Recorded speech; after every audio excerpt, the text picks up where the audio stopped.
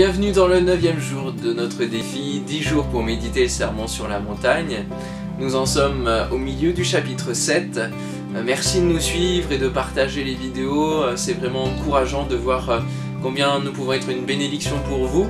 Je prie pour que le site tout entier de biennourrirsafoi.com puisse être une bénédiction aussi, que vous puissiez trouver différentes ressources qui vous aideront à grandir pour votre foi, dans votre foi. On est parti pour la lecture du chapitre 7.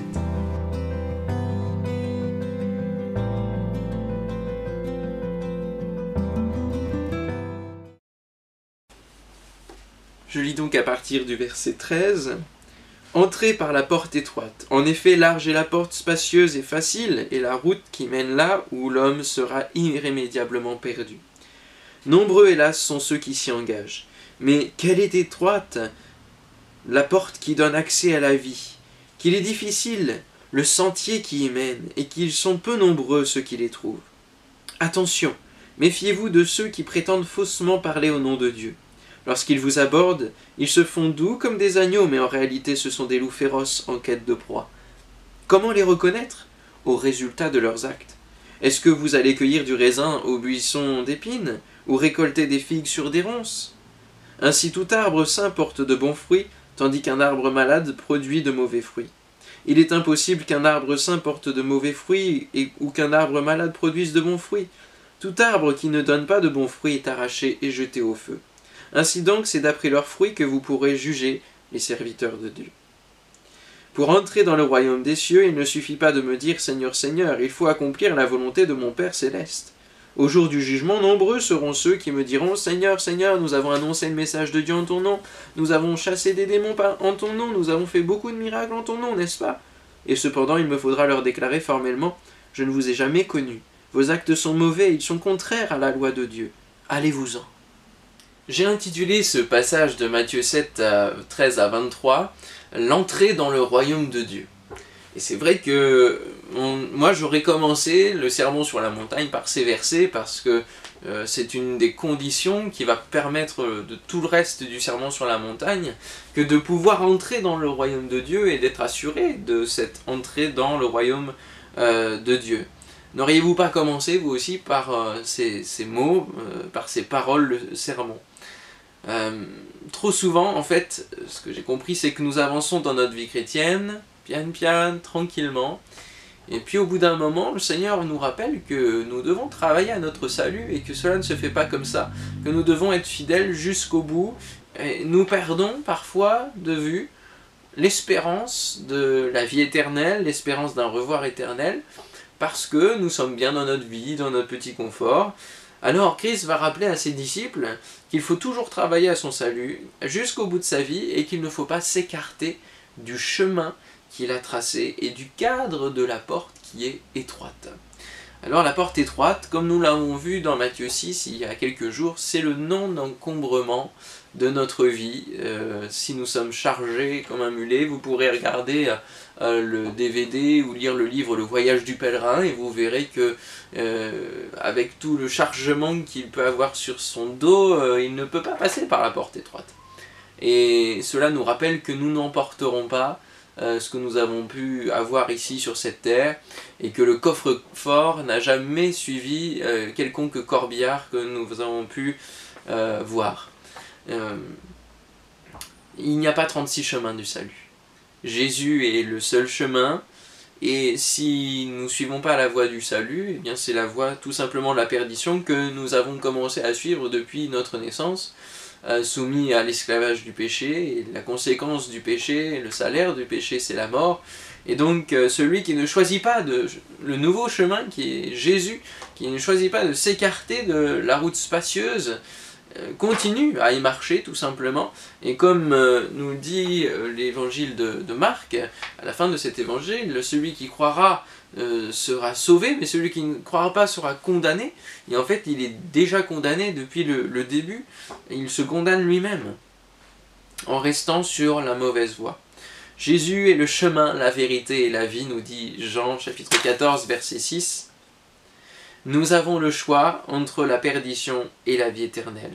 Il nous prévient cependant que de nombreuses solutions de salut sont proposées dans ce monde. Et des prophètes s'immiscent dans les vies, persuadent de leur discours. Nous avons tant et tant de gens qui proclament différentes professions de foi, différentes philosophies de vie, qui visent à nous écarter finalement de la seule voie du salut, de Jésus, de ce Jésus qui est gênant. Comment les reconnaître? Est-ce que nous pourrons les reconnaître à leur tête? Avec le discernement des esprits peut-être. Mais ils ont souvent l'apparence du bon chrétien. Ils se déguisent comme des loups en brebis et ils ont vraiment la bonne apparence, la merveilleuse apparence du bon chrétien, de celui qui est spirituel.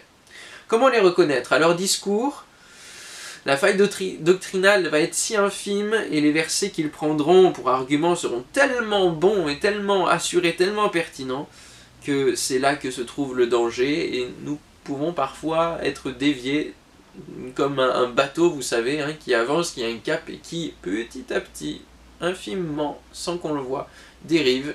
Et c'est après, quand les dégâts sont faits, quand l'écart est trop creusé, que le danger arrive. Jésus nous dit, non pas à leur discours, non pas à leur tête, mais à leurs fruits, aux fruits qu'ils vont produire. Produisent-ils du fruit digne de leur repentance? Vivent-ils pleinement tout ce que Jésus vient d'annoncer dans le sermon sur la montagne pour vivre une vie chrétienne pratique? Quel est leur passé? Quel est leur parcours? D'où viennent-ils? Et quelles sont déjà leurs œuvres dans d'autres églises? Parce que bien souvent, ils arrivent inopinément dans une église, ils raflent des âmes et ils s'en vont. Il est important de savoir d'où viennent les gens, quels sont leurs passés, leurs parcours, et surtout d'analyser leurs fruits. Dieu regarde les fruits, il ne regarde pas l'apparence, il regarde au cœur, il regarde les fruits, il ne regarde pas seulement les feuilles. Jésus a regardé les feuilles sur le figuier, mais parce qu'il cherchait des fruits, il n'a vu que des feuilles, et on connaît la conséquence du figuier, il a été proclamé une malédiction sur lui, et il l'a séché. Produisons donc du fruit digne de la repentance, produisons le fruit de l'esprit dans toute sa dimension, produisons du fruit au travers de bonnes œuvres aussi. J'aimerais dire que produire du fruit digne de la repentance, c'est tout simplement devenir naturellement conforme aux principes divins qui nous sont donnés, les principes de vie divins qui nous sont donnés dans le sermon sur la montagne. Ne vous méfiez pas de votre frère ou de votre sœur parce que c'est ce qui pourrait arriver dans un déséquilibre, mais apprenez à connaître les gens, apprenez à connaître ceux qui vous entourent dans l'église et au-delà, pour savoir si vous pouvez vraiment faire confiance, partager un peu plus de votre vie, aller plus loin, trouver des amis dignes de confiance, ou s'il faut rester tout simplement dans une relation de communion fraternelle toute simple. Ne prenez pas de lait en poudre au niveau de la parole, mais soyez calés au niveau de la parole de Dieu, au niveau de la Bible, si vous voulez vraiment aussi discerner les différences doctrinales que les faux prophètes peuvent amener. Allez en profondeur dans la parole de Dieu, hein, désirez ce lait spirituel et ensuite la viande qui désigne, comme le dit l'apôtre, la profondeur de la parole de Dieu que l'on peut comprendre. Alors Jésus va terminer ce passage en montrant que le critère d'entrée dans le royaume de Dieu ne sera pas le nombre d'œuvres ou le nombre de miracles que l'on aura pu faire au nom de Jésus. Et cela peut nous choquer comme passage, comme verset, c'est un petit peu terrible, hein, n'est-ce pas, d'avoir annoncé le nom de Jésus, d'avoir fait des miracles en son nom, et de se retrouver la porte fermée, la porte du royaume, d'entrer dans le royaume de Dieu fermée. Ce ne sera pas donc le nombre d'œuvres, le nombre de miracles que nous avons pu faire, mais seulement si nous avons suivi véritablement la volonté de Dieu et surtout si nous sommes connus du Seigneur, parce qu'il dira « Je ne vous ai jamais connu, éloignez-vous de moi, vous ne pourrez pas entrer. » Je ne vous ai jamais connu. Ce verbe « connu » est capital. Il faut que Jésus nous connaisse et que nous connaissions le Seigneur, que nous ayons ce cœur à cœur, cet échange qui fait que nous apprenons à connaître de plus en plus Dieu. Et lui nous connaît aussi et travaille notre vie et a accès libre à notre cœur. Je vous laisserai ce passage de 2 Corinthiens, chapitre 11, versets 13 à 15, qui nous dit « Ces hommes-là sont de faux apôtres, des ouvriers trompeurs, déguisés en apôtres de Christ. Et cela n'est pas étonnant puisque Satan lui-même se déguise en ange de lumière. Il n'est donc pas étrange que ces ministres aussi se déguisent en ministres de justice. Leur fin sera selon leurs œuvres. » Nous voyons ici que Satan peut utiliser ses ministres, peut utiliser des hommes qui n'aiment pas Dieu, il peut les utiliser pour faire des miracles, pour guérir, oui. Et on le voit, certaines personnes peuvent faire des miracles, parler de Dieu sans avoir de communion avec Christ. Et c'est là l'important, c'est d'avoir une communion avec Christ. Être connu, avoir une communion avec lui.